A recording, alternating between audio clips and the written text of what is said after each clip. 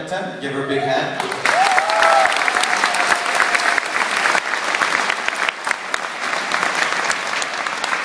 Hey guys, my name is Merizan. I'm the lead community manager for BioWare Edmonton in Montreal.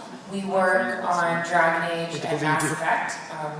Fortunately, we don't work on any other games, so if you have any questions about anything that's not Dragon Age and Mass Effect, I'm just going to have to be like, it's going to be really awkward.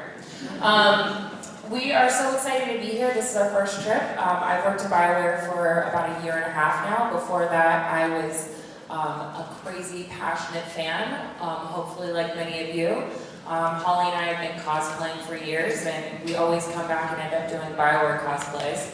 I can't tell you what my next costume is going to be, but it will be Dragon Age 3. Oh, and how many of you are fans of Mass Effect? How many of you are fans of Dragon Age? Okay, awesome. We've got a pretty good crowd here. So thank you again for coming. I'm really excited to hear your questions and doing some chatting. And I'm just going to do a cursory introduction, and they can say whatever they want because they're adults. So next to me is Holly Conrad. Holly is the commander at Crabcat Industries.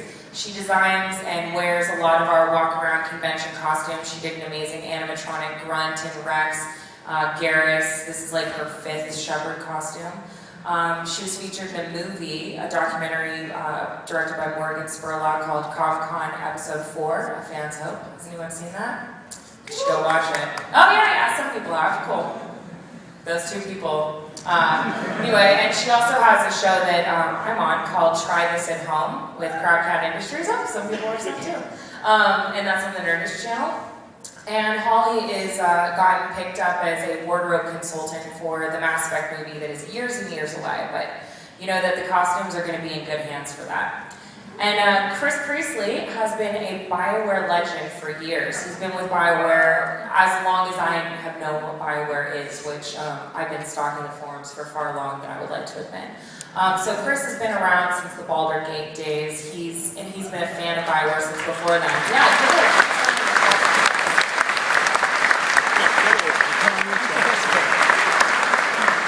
Chris plays all the games very faithfully. He's on the forums every day. He's on Facebook. He's on Twitter. He is an institution. He's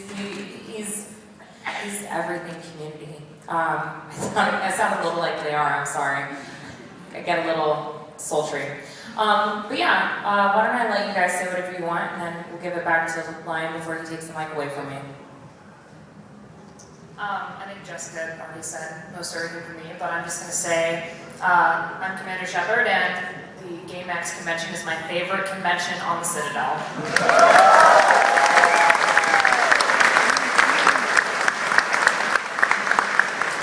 Yeah, and as Jessica mentioned, my name is Chris Priestley. Those of you that are on our community might know me as Evil Chris Priestley. I've been with BioWare now 12 years. I started right at the end of Throne of Baal, so I've worked on everything we've done: Neverwinter Nights, Jade Empire, Knights of the Old Republic, Sonic Chronicles, all the Mass Effect titles, and all the Dragon Age titles. Yeah, it's a great job.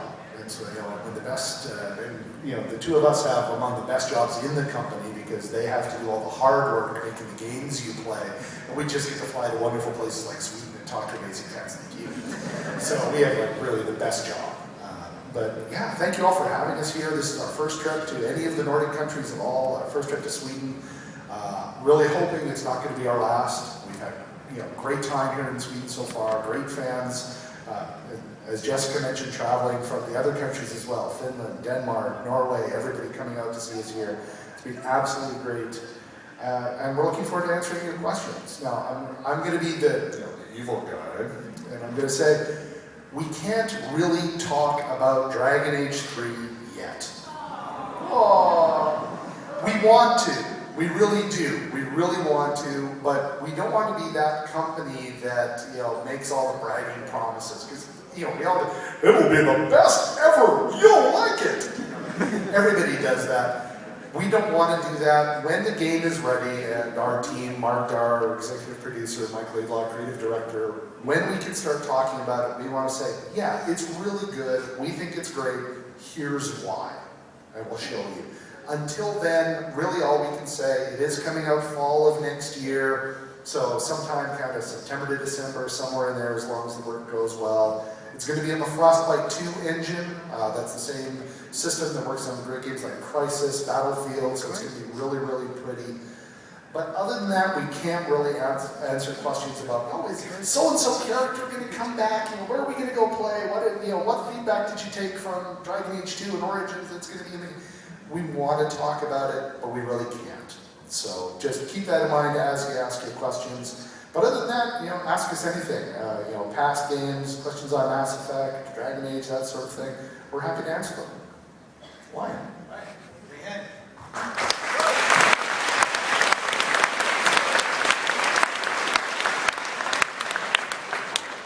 I wanted to just a quick thank you and shout out to some of our pan-Nordic fans that have visited us or are visiting us from other countries as well, that had the opportunity to fly over here and meet BioWare. Some of them are in awesome cosplay as well. And also some great help for us this weekend has been our voluntary Facebook moderators as well. If everyone here has been part of this throughout these days, if you would like to stand up, I'd like to give you a hand myself. You guys know who you are. Stand up. See, we have a few here. Frederick, Thomas, everybody. Okay. Fantastic. Since we're so many people here up in the stairs, we're going to start the QA session. And as mentioned, please no Dragon Age questions for now. Three questions. We're going to line everyone up here instead. So number 1 is going to be right here. And number 2, number 3, and so on over here. And please don't run so you fall or anything. Keep the questions to maybe 1 to 3, and try to be as clear as possible. Okay? So who's up first? There we go. And everybody else come and stand right beside him here. Yeah, exactly. Come on down. This is your maybe once in a lifetime opportunity. At least for the next game. Hi again. Yo. So, I want to ask a question about, I hope I'm not remembering it wrong. Javik. Is that right? And, yeah, Mass Effect 3. Yeah, the Prothean. Now, this was the first time we got to see a living Prothean. We got some hints on what kind of people they were, the culture and so forth. And the thing that surprised me the most was the choice of a, if I'm not mistaken, Nigerian accent? Is that right? South African Nigerian? What's up with that? It's kind of a shout out to real-world anthropology. There's a strong belief that civilized life began in Africa. The original, I'm by no means a biologist, historian or anything, but the human race evolved in Africa and then spread out to the rest of the world. So I think it's probably a little subtle shout out from our writing team that was probably the way to go. Cool.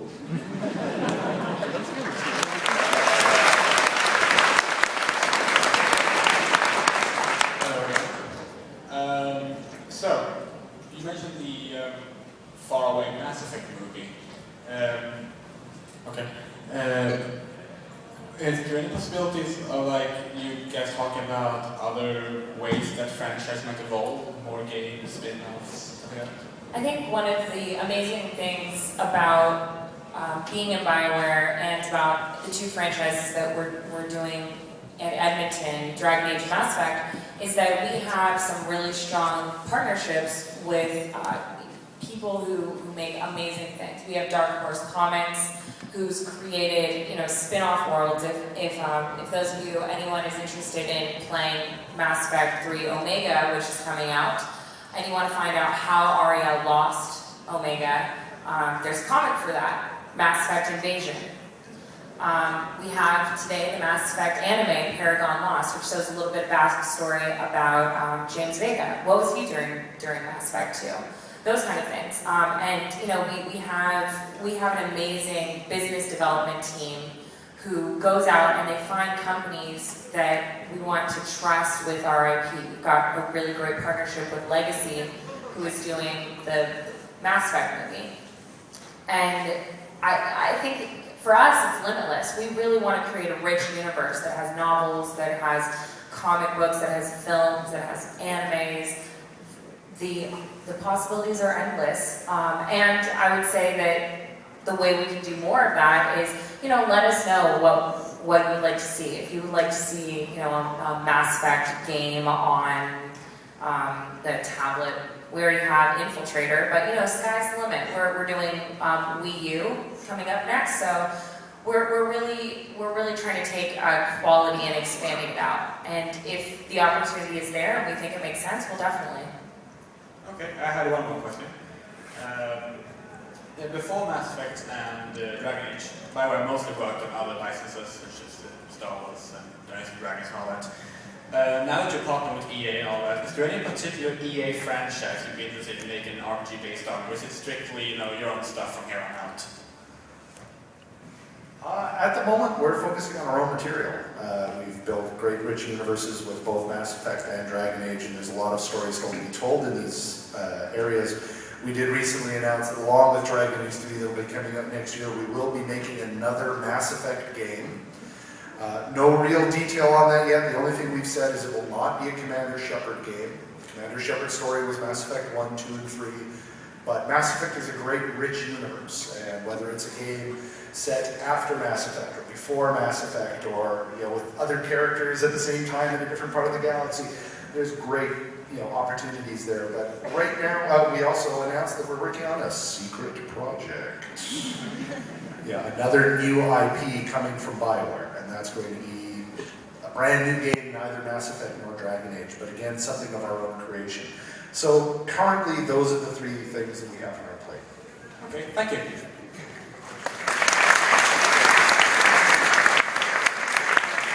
Hi, I'm just wondering what's your best moment in Mass Effect?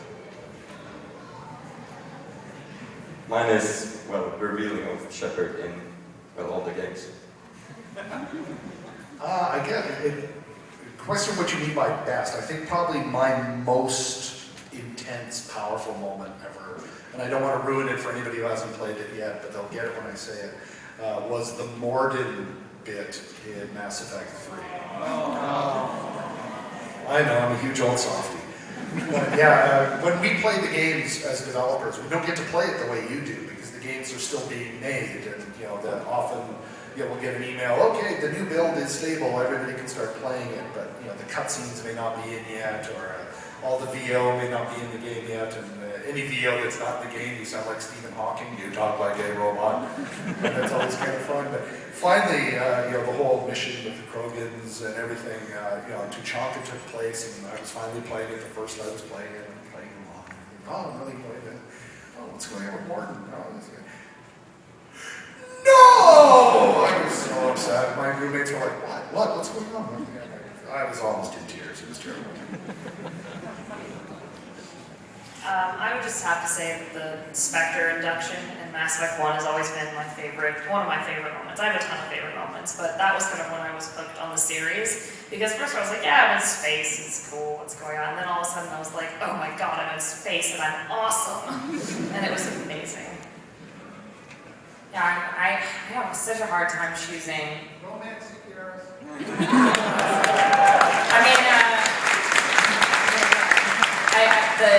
The scene in Mass Effect 3 when you're shooting cans with Garrus is that's pretty amazing. That's okay, everything's blowing up and exploding, but you know what? Let's shoot at some cans.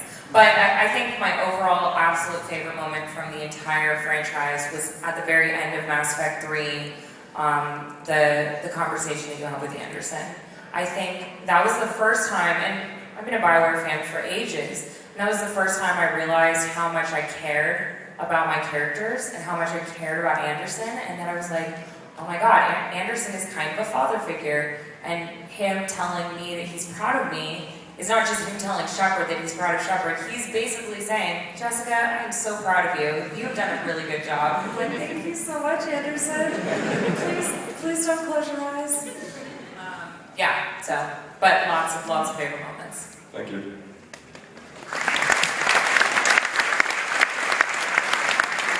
Hello guys, my name is Stefan, and I'm I have a question I think Chris might be able to answer about Jade Empire. Sure. Yeah. I love Baldur's Gate. Thank you so much for making these games, and I really love Jade Empire. But there's a very big difference between these two games, and I wonder what sort of the internal thought process was in going from a very traditional, like fantasy style RPG to a more Chinese mythos game, more like a fighting / adventure action game. I think, and I was part of the project, I was the QA design lead. I started in quality assurance and worked for 5 years in QA before I transferred into the community team. And while we were making the game, Jade Empire is still my favorite game that we've made. I don't think it's our best game. I don't think it's the best game we've made, which would probably be either Mass Effect 3 or Baldur's Gate 2. But it's my favorite because it was the first game we made with our own IP, which stands for intellectual property. And it was really because of Jade Empire that we were able to go on and make Mass Effect and make Dragon Age. I think what it was is because BioWare was becoming known as, hey, you're a pretty good role-playing game company when you're making Dungeons and Dragons games or you're making Star Wars games. We wanted to establish that, no, we're pretty creative in our own right. We can come up with our own ideas and make a world around it. And really, fantasy, mythological China with martial arts was definitely a new path for us after making, sword and sorcery RPGs for so long. So I think that was a lot of why it was behind it. Thank you so much for making that awesome game. Thanks. So yeah, my name is Oliver. About Mass Effect 3 ending. Many people were kind of sad after. Did you feel that the game was complete with the ending, or would you like to make some changes before the actual release of the game without extended cut, because the extended cut was kind of good? I think that that's an interesting question. Oh God, I'm like mouth breathing into the mic. I'm sorry. I think that's an interesting question. We're on the side that you guys are on because we're not developers. I certainly would never, ever be able to say how a game should be made. If I was ever in that position, you guys should like start a petition to get me taken off, because I should never be making games. It would be about puppies and kittens and little piglets. That's not my strong suit. However, I think that the team as a whole is always pushing and striving to make things different. I don't know, did anyone play Leviathan? Good. You'll notice that Leviathan had some new kind of investigation options, some sleuthing that you could do. So the team is always pushing themselves to not just do the same thing over and over again, but they're trying to push and be adventurous and try new things. And when you try new things, sometimes it goes over amazing and everyone's like, that's wonderful, and sometimes it is not as well received. And I think that that's kind of the case with the end of Mass Effect 3, is that for loads of different reasons, it was not received well by a lot of our passionate fans. And I think that you can't say that the developers at BioWare didn't go out on a limb and try something very different. And for me, I have to respect that as another creative person. There's definitely a lot of, I think someone asked all of us on a panel a few days ago during an interview how we would have liked to see Mass Effect end, and we all kind of gave these terrible, bleak answers about people dying and Shepard having PTSD, and Holly wanted Garrus in the last mission with her because she wanted Garrus to die with her. We're messed up. But I definitely think that we put a lot of effort into the extended cut, because we did hear that this is not the reception that we wanted with the ending. And we said, you know what, we're going to take this back, we're going to iterate on this, we're still going to have the same themes, but we're going to show you more, we're going to give you more closure, we're going to give you resolution, we're going to explain and give clarity to some of those plot points that people found confusing. So, I I wish that I could be sitting in the shoes of the developer and give you the answer that you want to hear, but again, I should never be making games unless you want to be playing games about piglets. Which if you do, contact me later. Thank you so much.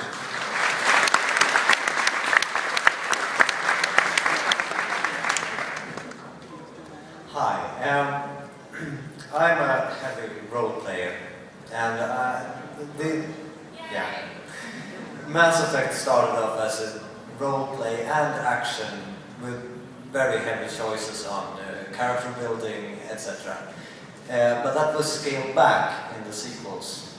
Is that something that will continue, or will you sort of restart the focus on role playing? I think it's a difficult situation because it always depends on what role-playing means to you. I think when we started off Mass Effect, we really wanted to allow players to create their own Shepard, but by the time we had reached Game 2 and Game 3, people had already established what their Shepard was. So being able to dial back the role-playingness of Shepard in 2 and 3, maybe somewhat, but I think there was still a lot of choice and a lot of creation there. As a company, we're definitely not rolling back. I want to say, oh, and Dragon Age, but I just can't yet.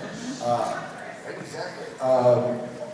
I think it is safe to say that when we can finally talk about Dragon Age 3, our fans will see that a lot of the feedback you've been giving us on Dragon Age Origins and Dragon Age 2, the studio has certainly been listening to what you've liked and what you've disliked, and the things you'd like to see more of or less of in the games. And I think you'll be pretty pleased with what we have coming. Thank you.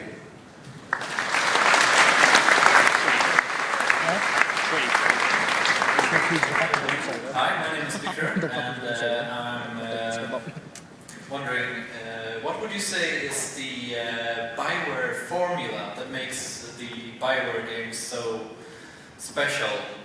And also, what's your favorite character in all games?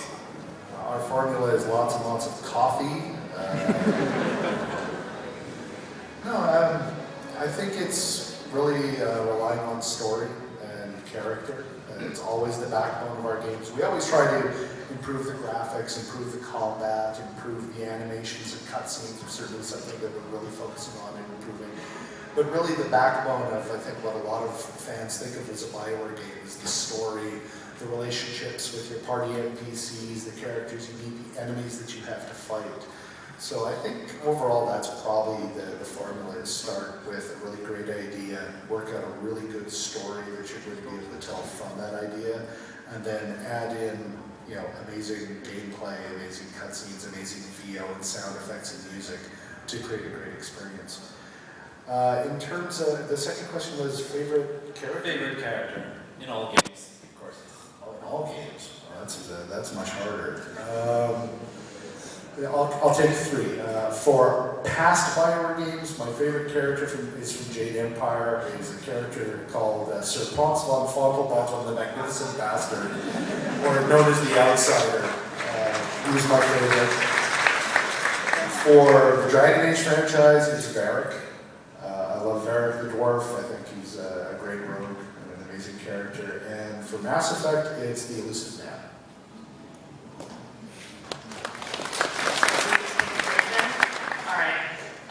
For past BioWare games, my favorite character are those two, Minsk and Boo, of course. And for Dragon Age, I would have to say it's probably Shale. I love Shale. Shale was amazing. And I would have to say for Mass Effect, it would be Garrus, of course, because I have a terrible bias. Holly will appreciate that Shale comes up again in Dragon Age Asunder, which if you haven't read it, you are, biding your time for Dragon Age 3, check out Dragon Age Asunder. It's an amazing book. It's my favorite. I can't stop talking about it. David, you need to pay me to publicize your book. Gosh, it's so hard. Alistair is, I can't even talk about him without getting all blushy. It's creepy. I love Alistair. I think Alistair is probably probably my favorite character because he snuck up on me. I was like, who's this bozo? And I feel like that's probably very much like, you know, when I talk to girls and I'm like, oh, so tell me about your husband, blah, blah, and she's like, well, I thought he was an idiot at first, and then I got to know him, he's pretty cool. So Alistair definitely, for Dragon Age, you know, Minsk and Boo are like amazing. And for Mass Effect, I'm going to have to say Miranda. I like to pretend I'm Miranda, except not nearly as cool and mean and curvaceous. But I don't know, I love that Miranda doesn't really care what you think of her, and you know, she and Jack are kind of two sides of the same coin, and that they're like, I don't really care what your opinion is of me. But both of them actually really do care about your opinion of them.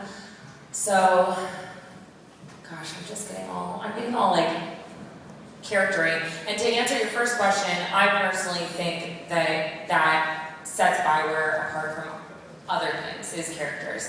I think a lot of games have really rich universes and really amazing stories. I think that, you know, BioWare is obviously staffed with the best writers in the industry, but what makes BioWare great is not just the stories, but the characters, the alliances, the friendships, the romances.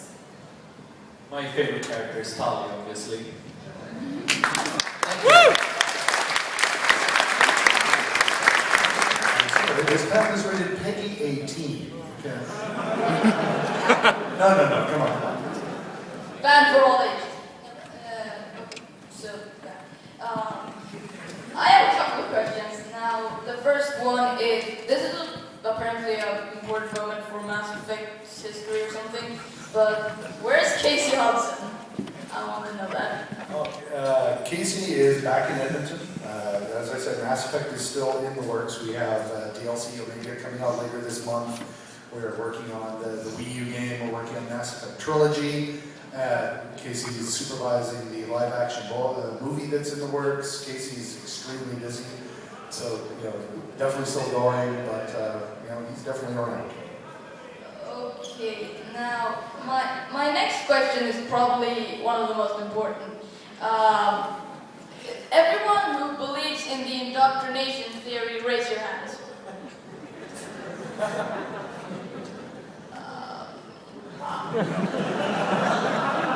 Some people do, some people do. Yeah. No offense, but now I'm just gonna say something real quick. The evidence for the indoctrination theory is pretty correct, but don't you really think that if it was true, then BioWare wouldn't have made the extended cut, but instead made like an expansion game or something?